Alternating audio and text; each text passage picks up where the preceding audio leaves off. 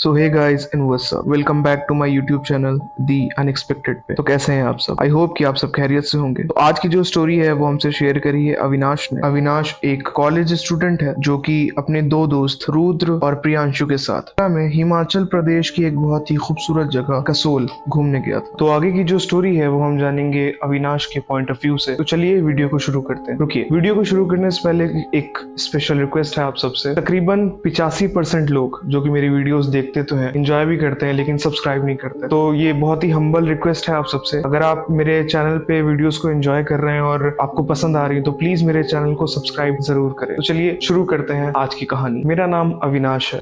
मैं अपने दो दोस्त रुद्र और प्रियांशु के साथ हिमाचल प्रदेश कसोल घूमने गया था। ये बात है अप्रैल के लास्ट वीक की, जो कि बेसिकली ऑफ सीजन होता है और बहुत ज्यादा टूरिस्ट हिमाचल प्रदेश में या कसोल में नहीं होते। यही रीजन था कि वहाँ पे बहुत ज्यादा लोग नहीं थे, तो इसीलिए हमने भी सोच रखा था कि वहाँ पे ज्यादा लोग नहीं होंगे, लेस क्राउडेड होगा, तो हम लोग आराम से एंजॉय कर पाएंगे। खैर, हम लोग अप्रैल की लास्ट वीक में कसोल पहुंच जाते हैं और वहाँ पहुंचने के बाद काफी एंजॉय करते हैं। 2 दिन तो हमारे सिर्फ घूमने फिरने में, लोकल साइट विजिट करने में ही निकल जाते हैं। थर्ड डे हम लोगों को कुछ अलग करना था जिससे कि हम इस ट्रिप को हमेशा के लिए अपनी यादों में बसा सकें। इसलिए हम प्लान करते हैं कि कसोल से ही खीर गंगा ट्रैक, जी हाँ, खीर गंगा ट्रैक काफी मॉडरेट लेवल की ट्रैकिंग होती है जिसे हर कोई कर सकता है। तो अब हमें भी ज्यादा कभी एक्सपीरियंस था नहीं इस चीज का कि ट्रैक कैसे किया जाता है, या अगर इस तरह की सिचुएशन कुछ फंस जाए तो वहाँ पे क्या किया जाता है, हम लोगों को कुछ भी नहीं पता था। लेकिन क्योंकि हम लोगों को कुछ अलग करना था, इसलिए हम खीर गंगा ट्रैक के लिए निकल जाते हैं। जब हम निकले होते हैं तो वक्त होता है करीबन सुबह 7 बजे का। हमारी प्लानिंग यही थी कि यहाँ से निकलेंगे, पीक पे पहुंचेंगे, 2-3 घंटे कैंप करेंगे, मैगी वगैरह बनाएंगे, खाएंगे और वापस आ जाएंगे। सारी प्लानिंग हो चुकी थी, सारा सामान हम सब ने पैक कर लिया था। हम सुबह 7 बजे खीर गंगा ट्रैक करने के लिए निकल जाते हैं। जब हम ट्रैक की स्टार्ट पे पहुंचते हैं तो हमें बहुत ज्यादा टूरिस्ट वहां पे नजर नहीं आते, तो हमें लगता है कि अच्छी बात है, अकेलेपन में अच्छा एंजॉय हो जाएगा। हम ट्रैक करना शुरू करते हैं। सब कुछ काफी नॉर्मल होता है, मौसम भी बहुत अच्छा होता है। जब हम लोग 25 से 30% अपनी ट्रैक का रास्ता कंप्लीट कर चुके होते हैं तो वहां पे मेरा जो दोस्त होता है रुद्र, वो मुझसे कहता है कि यार, मैंने कहीं इंटरनेट पे पढ़ा था कि खीर गंगा पीक पहुंचने के लिए एक और रास्ता है जो कि हमें एक ऐसी जगह ले जाता है जहाँ पे बहुत ज्यादा लोग नहीं गए और वहाँ पे व्यू जो है वो नॉर्मल व्यू से बहुत ज्यादा खूबसूरत आता है। तो क्यों ना हम लोग वहां चला जाए। वैसे भी हमें कोई रोकने टोकने वाला है नहीं, टूरिस्ट भी ज्यादा कोई नहीं है, तो क्यों ना हम वो रास्ता अपनाएं। अब हम सब में से जो प्रियांशु होता है वो थोड़ा सा कह सकते हैं डरपोक टाइप का होता है और उसे इन सब चीजों से डर लगता है, हाइट से डर लगता है और पैरानॉर्मल चीजों से डर लगता है। तो इसीलिए कभी कभी हम लोग उसका मजाक भी उड़ाते हैं। हालांकि इस ट्रैक पे, उस रास्ते पे जाने के लिए प्रियांशु मना कर रहा होता है, यार उस रास्ते से नहीं चलते हैं जिस रास्ते से सब जा रहे हैं, हम लोग भी उसी रास्ते से चलते हैं, आराम से पहुंचेंगे, एंजॉय करके चले भी आएंगे।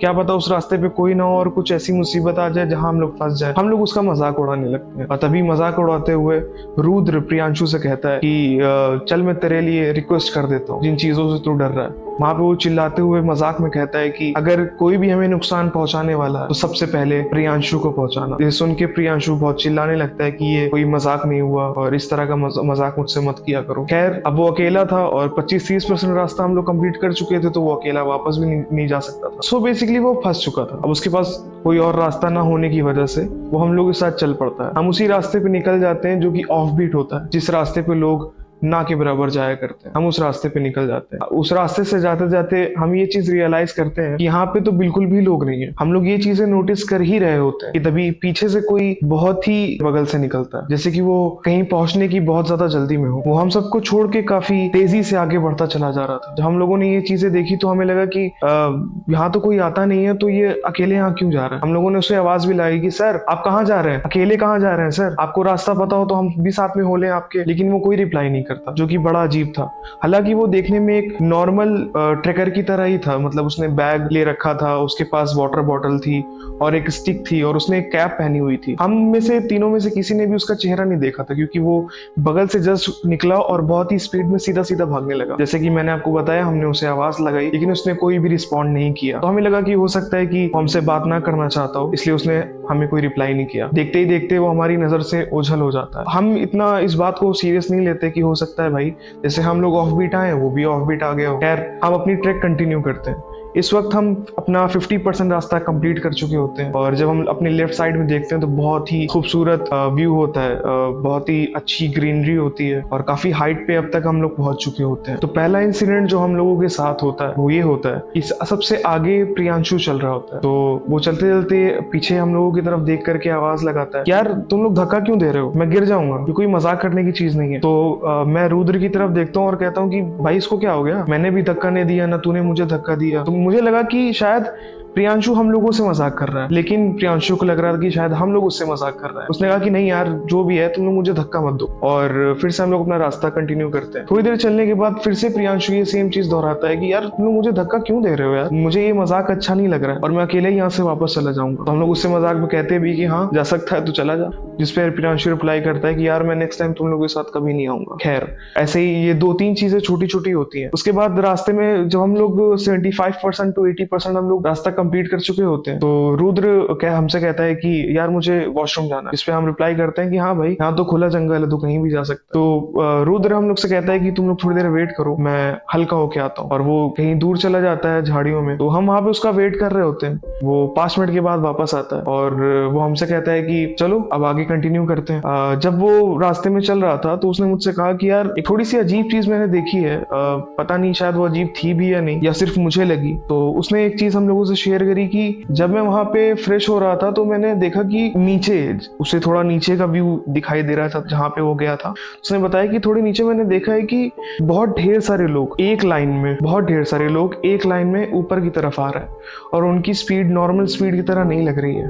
वो ऐसे चढ़ रहे हैं जैसे वो नॉर्मल किसी रोड पे चल रहे हो। अब जिन लोगों ने भी कभी पहाड़ चढ़ा उनको पता होगा कि पहाड़ों पे चढ़ना कितना मुश्किल है, लेकिन वो जिस तरह से बता रहा था कि भाई वो लोग तो ऐसे पहाड़ चढ़ रहे हैं जैसे वो रोड पे चढ़ रहे हो। उन्होंने से कहा कि यार हो सकता है कि यहाँ के लोकल्स हो, उनके लिए कोई बहुत बड़ी बात नहीं है। खैर वो बात भी आई गई हो गई। उसके बाद हम अपना ट्रेक कंटिन्यू करते हैं और फाइनली हम उस पीक तक पहुंच जाते हैं। पीक पे पहुंचते ही जो हम पहली चीज नोटिस करते हैं वो ये थी कि वो जो हमें एक शख्स दिखा था जो कि बहुत स्पीड से पहाड़ चढ़ रहा था, हम लोगों को क्रॉस करके निकल गया और हम लोगों की बातों का जवाब नहीं दिया। वही शख्स पीक पे एक पत्थर होता है जहाँ पे वो अपना सर झुका करके बैठा होता है। जब हम लोग ये देखते हैं तो हमें लगता है कि ये भाई क्या अजीब आदमी है, बिना जवाब दिए चढ़ गया और यहाँ चढ़ के अकेले बैठा हुआ। तो रुद्र उसके पास जाता है और आवाज लगाता है कि हेलो सर, आप इतनी स्पीड से कैसे पहुंच गए? हमें तो 1.5 से 2 घंटे लग गए यहाँ तक पहुंचने में जब हम आपसे मिले थे, और आप तो ऐसा लग रहा है कि जैसे पता नहीं कब से बैठे हो। वो अपना सर नीचे ही रखे हुआ था, अपना सर उठा भी नहीं रहा था। उसके सर पे एक कैप भी थी जिसकी वजह से उसके चेहरे का कुछ भी दिखाई नहीं दे रहा था। उसके बाद मैं रुद्र के पास पहुंचता हूँ और मैं उससे कहता हूँ कि जाने दे यार, छोड़ दे, हो सकता है कि ये अपनी लोनलीनेस एंजॉय करने आया हो, तो जाने दे, डिस्टर्ब नहीं करते हैं। हम जैसे ही वहां से पलटते हैं तो हमें पीछे से आवाज आती है कि और क्या जानना चाहते हो, मेरे पास हर चीज का जवाब है। जब हम पीछे पलट के देखते हैं तो वो हमें ही देख रहा होता है, लेकिन बिलीव मी गाइस, उस इंसान का न तो चेहरा था ही नहीं, ना उसकी दोनों आंखें थी, ना उसके चेहरे पे नाक थी, ना मुंह था, कुछ था ही नहीं, सिर्फ 2 कान थे। और वो बातें कर रहा था हमसे और उसने मुझसे कहा कि पूछो जो पूछना है, मैं सब कुछ जानता हूँ। जब मैंने ये देखा तो मेरी तो हालत खराब हो गई। मैंने इन लोगों से कहा कि पीछे हटो, पीछे हटो, ये मुझे इंसान नहीं लग रहा है। और ये जब प्रियांशु पीछे खड़े होकर देख रहा था, प्रियांशु तो जैसे स्टक ही हो गया था, मतलब वो ना बोल रहा था, ना वो डर रहा था, ना वो रो रहा था। हालांकि मैं और रुद्र बिल्कुल परेशान हो चुके थे, रोने जैसी हालत हो गई थी, लेकिन प्रियांशु को जो कि इतना ज्यादा डरता है वो बिल्कुल रिएक्ट कर ही नहीं रहा था। ऐसा लग रहा था कि जैसे उसके बदन से जान ही निकल गई हो। हम सबसे पहले प्रियांशु को संभालते हैं और प्रियांशु से कहते हैं कि अपने आप को संभालो यार, तुम्हें हुआ क्या है? हम लोग उससे सवाल कर रहे हैं लेकिन वो रिएक्ट ही नहीं कर रहा है। जब हम पीछे घूम के देखते हैं तो वो शख्स जिसका चेहरा था ही नहीं वो वहां पे नहीं था। तो हम कहते हैं यार इसको छोड़ो, पहले प्रियांशु को देखते हैं। अब जो कि प्रियांशु हमारी किसी भी बात का रिस्पॉन्ड नहीं कर रहा था, तो हम उसको एक जगह पे ले जाके बैठाल देते हैं और उससे क्वेश्चंस करते ही रहते हैं, उससे बात करने की कोशिश करते हैं। तभी प्रियांशु अचानक से हंसना शुरू कर देता है। वो बस मुझे और रुद्र को देख रहा है और हंस रहा है। वो किसी भी बात का रिप्लाई नहीं कर रहा है। हम लोग उससे कुछ भी पूछ रहे हैं कि क्या हुआ है, तूने कुछ देखा जो हम लोगों ने देखा, क्या तूने देखा? वो कुछ भी रिप्लाई नहीं कर रहा है। वो बस हम सबको देख के, मुझे और रुद्र को देख के हंसे जा रहा है। और ऐसे ही हंसते हुए वो मुझसे और रुद्र से कहता है कि मेरे लोगों का इंतजार करो, वो ऊपर पहुंचने वाले हैं। मेरे लोगों का इंतजार करो, वो ऊपर पहुंचने वाले हैं। अब ये जो बात है ये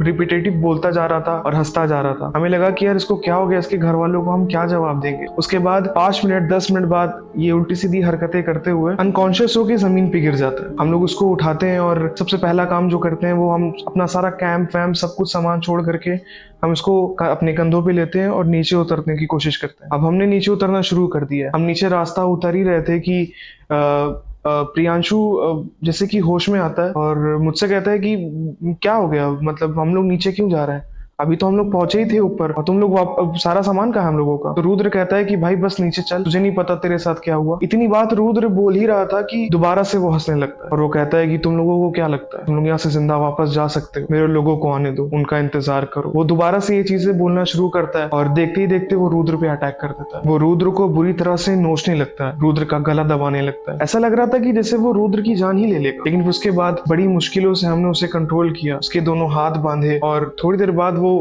शांत हो गया और जैसे गहरी नींद में चला गया। बड़ी मुश्किलों से हम उसको अपने सहारे पे उठाते हुए नीचे तक लेकर के आते हैं। नीचे पहुंचने के बाद हम सीधा अपने रूम पे जाते हैं जो हमने कसोल में ले रखा होता है। हम रूम पे पहुंचते हैं और उसे बेड पे लिटा देते हैं। उसके दूसरे दिन जब वो उठता है तो वो कहता है कि मुझे कुछ याद क्यों नहीं है, क्या मेरी तबीयत खराब हो गई थी। तो मैं और रुद्र उसको बताते हैं कि नहीं यार छोड़, कुछ नहीं हुआ था, जो भी था अच्छा था, तू भूल जा सारी चीजें। अब हम लोगों को ये चीजें बहुत अजीब लगी थी, इसलिए हमने वहाँ के लोकल से पता किया। तो जब हमने वहाँ के लोकल से पता किया तो वहाँ के लोकल्स ने बताया कि बहुत साल पहले, तकरीबन 20 साल पहले यहाँ पे 20 से 25 लोगों का एक ग्रुप ट्रैक के लिए आया होता है, जिसमें से एक शख्स जो कि लापता हो जाता है। और वो लापता होता भी इस वजह से क्योंकि वो अपने पूरे ग्रुप को छोड़ करके अकेला पीक की तरफ जाता है और सबसे पहले पहुंच भी जाता है। लेकिन पीक पे पहुंच जाने के बाद जब बाकी के उसके ग्रुप मेंबर्स पीक पे पहुंचते हैं तो वो शख्स उन्हें वहां नहीं मिलता। अब काफी लोगों का कहना है कि वो जो शख्स था वो पहाड़ से शायद गिर गया था और उसकी वहीं पे मौत हो गई थी, इसीलिए उसकी बॉडी भी आज तक नहीं मिली है। तो वहां के लोकल्स की यही मान्यता है कि इस रास्ते से, इस ऑफबीट रास्ते से जो भी